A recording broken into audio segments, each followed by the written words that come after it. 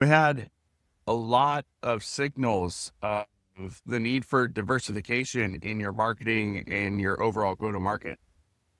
Google I/O talked about their new Google Glasses. One of the things that's very important to understand is that their glasses aren't just essentially an AI assistant in front of your eyes, but also in your ear at all times. It also has memory, which is a remarkable thing. There's an example about the gal that was demoing it, asking what coffee shop the coffee was from that she had earlier that her friend provided. And the glasses picked up on the cup logo and gave her directions to that coffee shop without her pulling out her phone or doing anything because it remembered what it saw minutes before. There's another example where the same person was looking at a bookshelf briefly and then turned away. They proceeded to ask the title of the white book on the shelf, and it remembered the details. It also provided her a summary of what the book was about.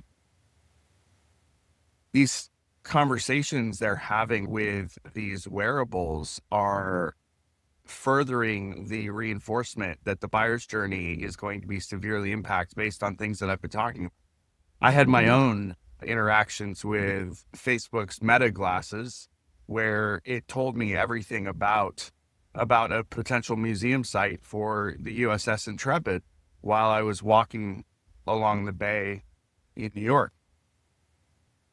So when we start thinking about the accessibility of information being beyond a screen, we have to really think about where these insights and things are coming from. We have to make sure that that information is clear and consistent and that there's a thread passing through it. Otherwise, there's going to be significant missed opportunities. As marketers, we have looked at organic traffic as part of an owned media area where if we rank well and we create good content, Google is going to reward us with high rankings, and over 80% of the world uses Google. Well, that is changing. Now, it's not going to change overnight, but it is going to change very quickly for B2B when you start to consider using tools like Google Gemini Deep Research and other AI tools helping with their buyer's journey in doing research on a particular product. They may search 5, 6, 7 times or more, depending on how valuable or how much of an issue the item is. But when you start to consider that tools like Perplexity or Deep Research are going to do, they're not just going to be searching and providing an AI result, which is like Google search in a new wrapper. They're doing hundreds of searches in some cases to get you the right information and provide the right perspectives for you to make the right decision. If they are looking for multiple sources to reinforce their position for their user, those sources cannot be solely on your website. And so that gets me to this thought of needing to make sure that we have a diverse footprint online that reinforces the direction of our company and where we need to go. That is where you start to look at bringing back review sites being very important, external certifications and features of success, case studies, frequently asked questions on our own sites to mine the gap on building the confidence for that AI to give us as a recommendation in the purchase process. So when you think about how that can affect commerce overall, it's pretty profound, right? We're going to see, I think, in less than a year from now, I mean, we're starting to see it with like the Meta Ray-Ban glasses, where the buyer's journey is not going to be based on screens. Sam Altman and Johnny Ive just announced that they're working on a third device, the thing that goes next to your iPhone, your MacBook on your desk. I would imagine that that is going to further this discussion beyond a screen.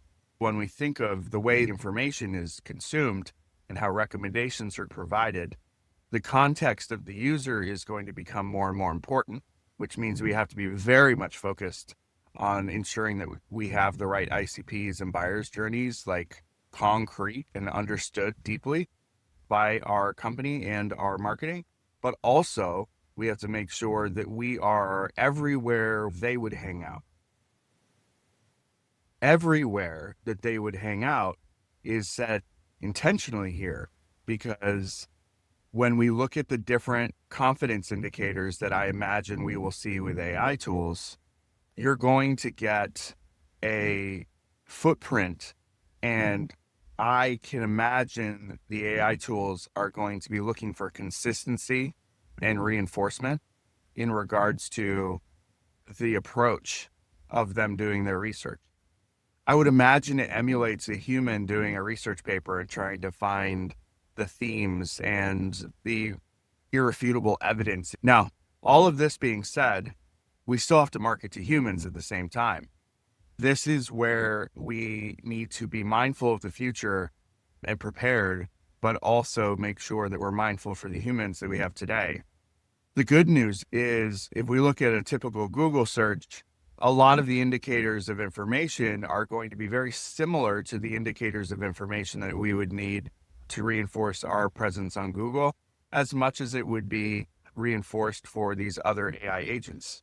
We just have to make sure that we have a more equal distribution of content throughout the funnel. And what I mean by that is, if you look at your current marketing today and the information that you put out to the world, your blogs that you put out, your social posts are likely going to be more top of the funnel focused, more awareness focused, more focused on identifying and reinforcing that there is a valid problem. Marketing of tomorrow needs to be equally distributed across other areas of the funnel. This is going to mean more and specific information about what your product costs, how it works, and more bottom of the funnel content available. We have to do this in a nuanced way that doesn't overload the human buying behavior as we know it today. One of the key areas I see this being valuable is creating and implementing frequently asked questions sections on every single one of your website pages. Now, that seems like a tall order and might feel overreactive, but when we consider the way you could provide information and reinforcement, it allows for you to give information in a structured way. And by structured, I mean schema markup and making sure that the right questions are being presented to the right people, but also allows for you to make it topically relevant.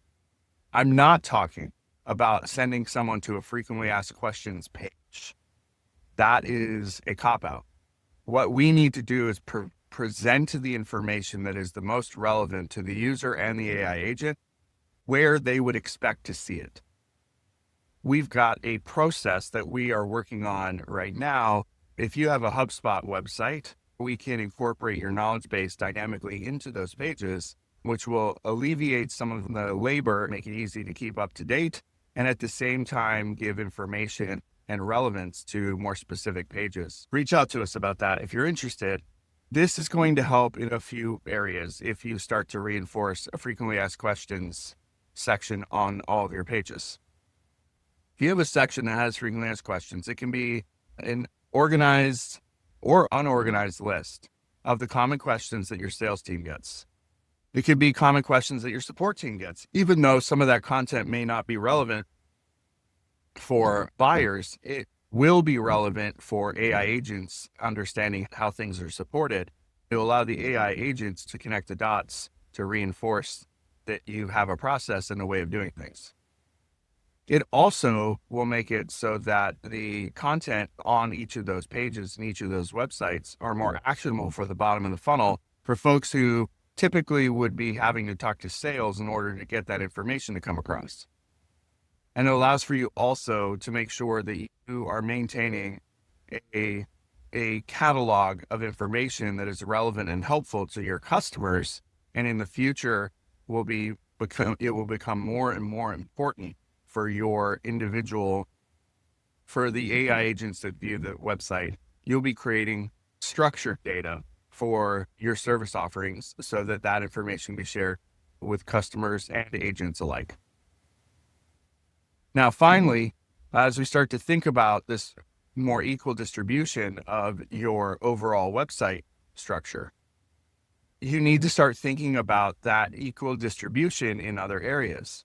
So what that looks like to me at this moment is getting more involved in the Reddit style communities, creating your own communities, or being community advocates amongst your partners. For instance, HubSpot community for us as an agency that builds on HubSpot's customer platform is a huge area. Creating your own community for your organization to get some user-generated content is another area that could be really incredible. And then making sure you bolster up your case studies and even publish some press, right? All of a sudden, press releases become more important than they have been in the past because it's going to be information and newsworthy content that is irrefutable because it's on high-quality news-based sites, as well as pointing and providing the context and the information to your company. Now, the kicker is for that to have the most value, that information would have been necessary to be provided with a link and a hyperlink. And this is where the context of an AI agent is going to become really, really important. The sheer mention of your website on a press release or in a community forum is going to be classified for your company. It's also going to allow for that to be identified from a sentiment standpoint.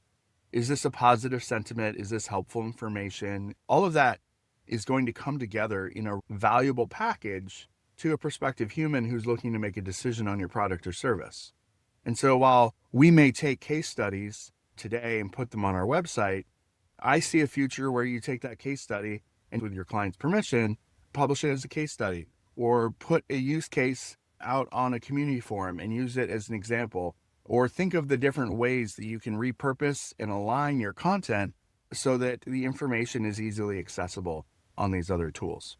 As you start to think about all of this coming together, while everyone else is talking about how to make that blog post more efficient by using AI, start thinking about how you can make that blog post better with AI and how you could also create some other content further down in the funnel. Think frequently asked questions, as well as start to think of other areas that you could distribute your content to reinforce your company's position and overall direction. Thanks for listening. We'll see you next time.